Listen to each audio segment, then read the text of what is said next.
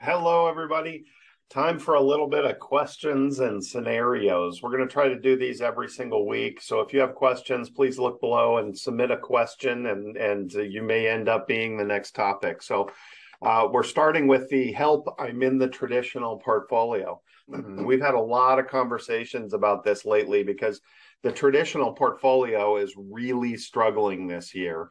And when I say the traditional portfolio, I talk about the stocks and bonds, the big shop boxes, box shops that are out there that are just doing what they've always done. And I see people anywhere from 50-50. I saw somebody that had 70% bonds, 30% stocks. If you're in those target date funds, if you're, traditional 401ks use a lot of that stuff. These are those quote unquote traditional portfolios. And even right now, after a month of rebounding in the markets, we still see stock portfolios down 13% for the year, and bonds are all down 8-9%. And honestly, I've seen vast majority of people's portfolios are a lot worse than this, because this isn't accounting for fees and any of the fancy ways to invest that are supposed to be better than the broader market. But the funny thing, well, it's not funny. The terrible thing that compounds this problem is not only are your stocks down and your bonds down, but now we're seeing a number of 9% inflation. So everything got 9% more expensive, which I have a little bit of a talk on inflation right now. I have a bit of a different spin on that. Just look for it on the YouTube page. But please understand that you're not losing 13% here. You're losing 22%. You're not losing 9%. You're losing 18%. So we do have to understand that when inflation is going up and all of our money is going down in value because you're losing it in the market, that's compounding a problem, especially for a retiree. Now, what's the big deal? Markets always go down. We've gone through this hundreds of times. If we're retired, we've had a long experience in the stock market.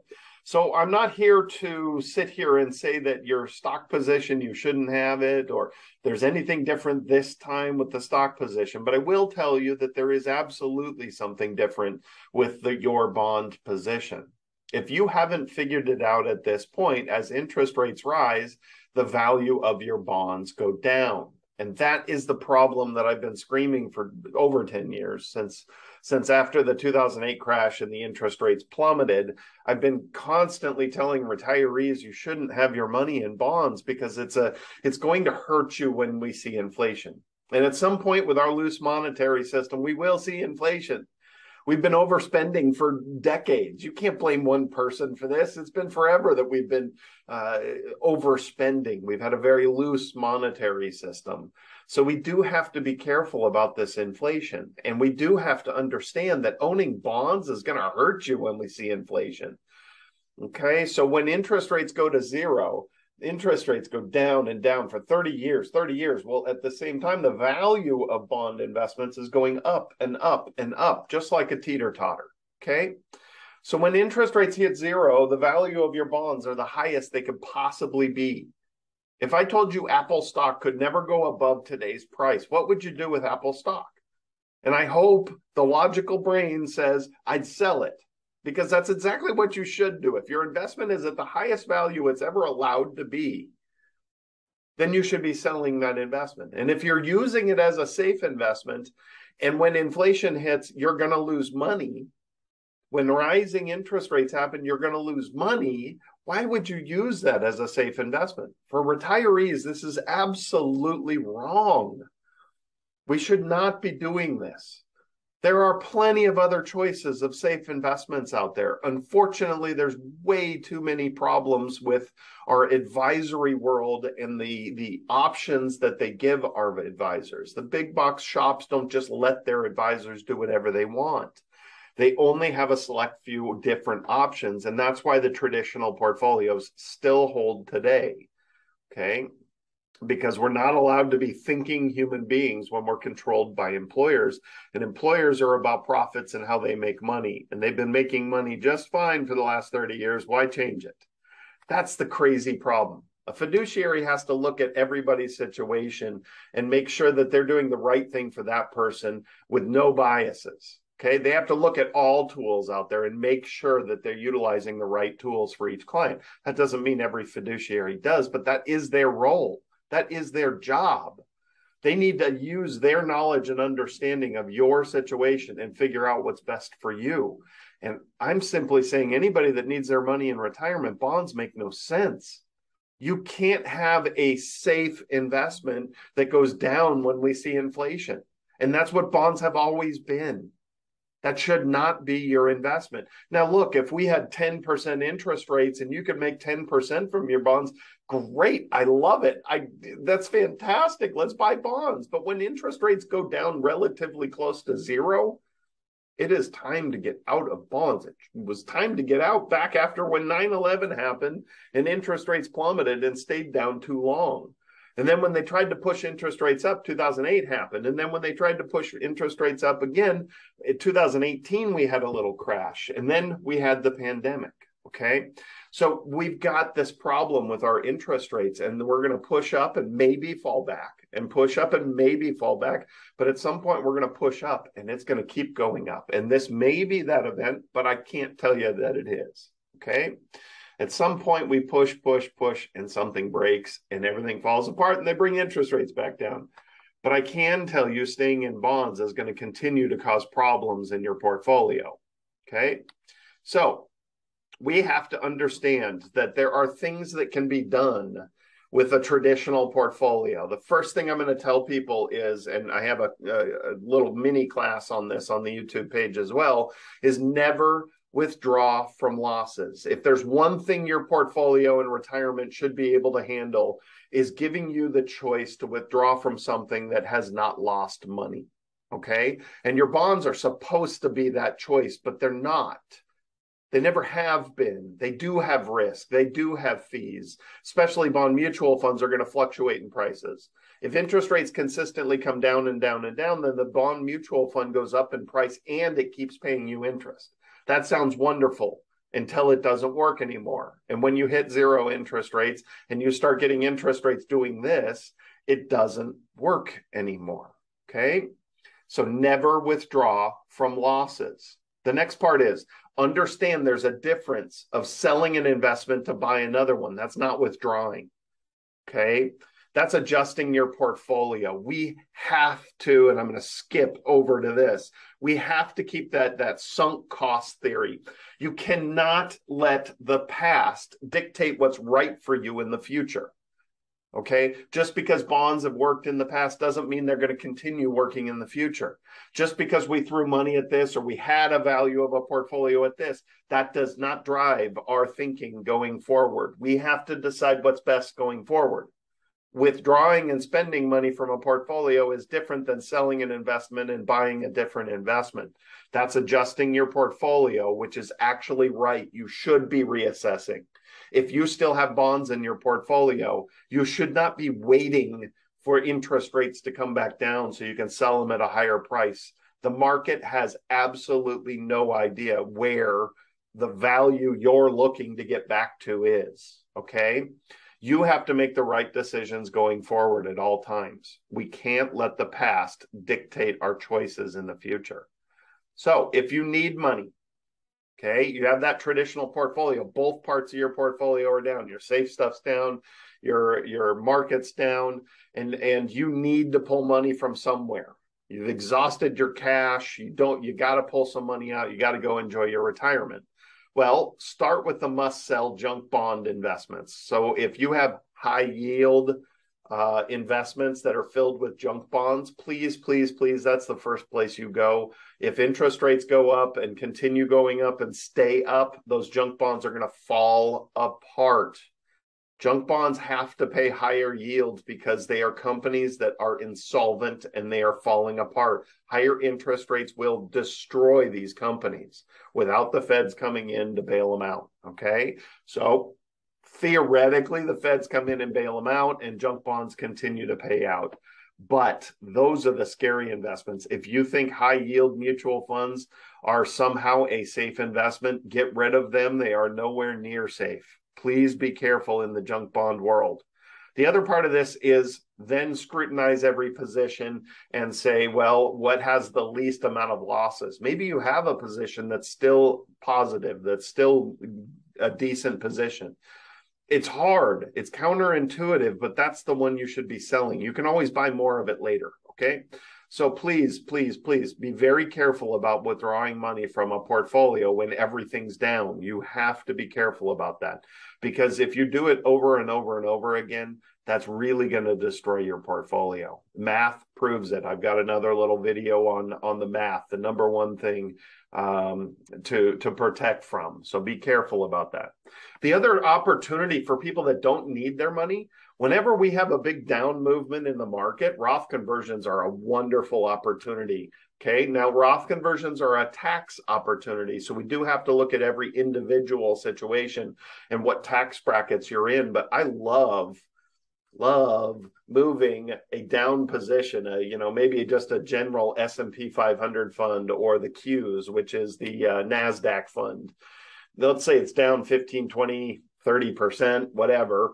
You can actually move that position without even selling it into your Roth. Pay taxes on that amount that you moved, but now when the market recovers, you're going to be able to have that growth all in Roth. That's always a great opportunity for people that don't need their money. So again, when you're in those traditional portfolios, you have to have these opportunities. You have to look at these as opportunities. And then you have to be careful about some of the choices that you're making when you're going through times like this. But it's never too late to adjust the portfolio to perform better going forward. Okay, that's how you have to look at it. This mentality of I'm going to wait till it comes back to where it was. The markets don't know where it was, and you could be waiting a long time. It is different this time because it's related to interest rates. Yes, the stock market will come back. I don't have a problem understanding that. This is just regular turbulence we see in our stock market. But the bond market and interest rates may not come back. Okay, when I say come back, go back down to zero. So we do have to be careful about this mentality of, oh, it'll come back. No, that's not the same. Bonds are not the same as stocks. That's not how this works, okay? So be careful about those safe investments in your portfolio. The other side of this is understand your new choices of safe investments, because I think I've been very clear. Bonds don't make sense for retirees. Unless you have no need for your money and you want to buy a bunch of individual bonds and you have no liquidity needs for that, then great. Maybe you can use some of the individual bonds, okay? So short-term treasuries. Believe it or not, 2-3-year treasuries are paying 3%.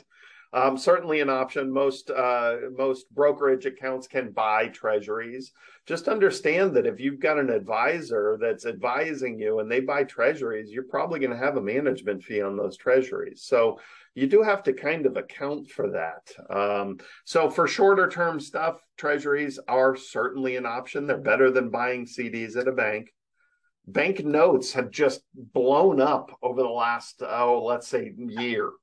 Bank notes, I'm seeing them in lots of portfolios now. I've also seen very large banking institutions get sued from our federal government for billions of dollars over this stuff. So we do have to be careful of this. Some of the issues in the bank notes, they have lofty promises. I just saw one that will pay you 150% of whatever the S&P 500 does 5 years from now. So it's a 5-year commitment, but they'll pay you 150% of whatever the stock market does. That's pretty insane. But that's why there's lots of fine print, and there is risk that you will be taking on as well. So the first problem is no liquidity. You don't get to reach in and take money out of here. If you put money in there, it's done. You don't get to touch it until it's matured, or they've called it, okay, which is another risk. And every one of these has different parameters. So it's not like they're all the same. Every single one is written separately. It's on its own. It's its own entity. So most of these will all come with some form of risk. If you're tied to the stock market, you will actually be exposed to downside losses. known terms and fine print, or unknown terms and fine print. Okay. How many people actually read their contracts? Last time you got a CD, did you read the contract? I know back when 9/11 happened, all the banks started calling their CDs, and it was a huge surprise to everyone. What? You're allowed to call these CDs? I want my interest. Well, that's because you didn't read your contract. It's always been there. And so these notes are callable, and sometimes they're callable anytime after year one. So if they have to pay you a bunch of interest, maybe they'll call it and not pay you that interest because they have fine print in there. So please be careful about a lot of these. It's when a tiny little niche of investments explodes because everybody's looking for safe investments. Unfortunately, it's riddled with problems, and we're seeing those problems unfold. And the other side of that is fees. Something that may not earn anything over 5 years, and they're charging you fees on it. Let's be careful about these. Tiptoe into these a little bit here and there, not a big deal. Relying on them as a safe investment for your portfolio, be careful, please. Especially because of the liquidity issue. The whole idea of safe investments in your portfolio is so you have access to something without having to sell from losses, okay? So if you're looking for something that does have access, fixed annuities are certainly a great option right now. The fixed annuities, you can get 3, 4, 5-year fixed annuities paying 4%. Think about that. Fixed interest rate with no fees and no risk. 3, 4, 5 years at 4% interest. We haven't seen that in a very long time. You have access to 10% of the money annually. I know there's a lot of issues with the word annuity. People have their stigma about it, and a lot of the big box shops won't work with annuities because they can't charge their fees on them. But understand the traditional fixed annuities, MYGAs, multi-year guarantee annuities, are fixed interest rates for fixed period of time with absolutely no fees, okay? The commission on these are tiny and they don't come from you, and that's why they're not sold at dinner seminars, and that's also why they're not at all your big box shops. They can't make enough money. These big box shops have to pay for the big tall buildings and all their employees. They can't make enough money off these things, even though it's a much better safe investment than most of our other choices out there. Certainly has always been better than CDs because, one, you have access to your money. Required distributions are only around 4% for most people. So 10% access to your money every year from retirees should be plenty. Should be, especially for the safe side of your portfolio. You have other money. You should have stock market money. You should have cash cushion in the bank. So that way, these safe investments certainly are an option out there. And typically, you're looking at 5-year terms on these, have always been the sweet spot for these fixed annuities. Then there's the fixed indexed annuities. Believe it or not, this is where the largest migration of bond funds are going. We're seeing absolute, unequivocal, all-time highs of money flowing into fixed indexed annuities. We've never seen anything like this before. We're over $3 trillion in annuities at this point. Fixed indexed annuities actually give you a fixed interest rate each year, but they also give you indexing options. So it's now a flexible, safe investment, one that you could go from just sitting in a fixed interest rate for times like right now when the markets are going down. But as the markets start shifting, you can move into the indexing side and have that higher earning potential. There's some neat things going on in the fixed indexed annuity world. There's guaranteed interest rates for the entire period of time. There's also some much higher earning potential earning fixed indexed annuities out there that are getting real creative, and boy, are they showing results. We're seeing double-digit returns in a lot of these annuities. And in this day and age, a safe investment, no risk, okay? This is as safe as anything out there, okay? Any CD, even cash under your mattress, I would argue any of these insurance investments are safer than that, okay? So, and that's because of the regulations. I have a whole class on annuities explaining every inch of everything about annuities. So insurance companies are a very safe place to have your money. There's tons of regulations backing that up. But understand the most flexible and most popular choice right now for safe investments is fixed indexed annuities. And you should not have fees in these. That's a big misnomer. There are no fees in these. You should have 10% access to your money each year, which is what makes these work, especially for retirees looking for a safe place that can't lose when the markets are going down and can't lose when interest rates are going up. Okay, you need a safe place to be able to pull from, and that is what these are. Okay. All right, thanks for joining us. Please, please, please, if you liked any of our material, look down. There's a little thumbs up thing. Like this video, share it with friends, and above all else, subscribe, please. That's what makes this YouTube page work. Hit the subscribe button below. We're adding content every single week. It'll be timely. It'll be educational. We're trying to keep everybody up on all this craziness going on out there. And again, for this part of the YouTube page, if you ever have questions that you want me to address or a scenario you want me to create a little mini class on, please let me know. Shoot us an email, and I will add that to our content list that I'm updating every single week. Thanks again, everybody. I appreciate you viewing this video, and I hope to see you soon.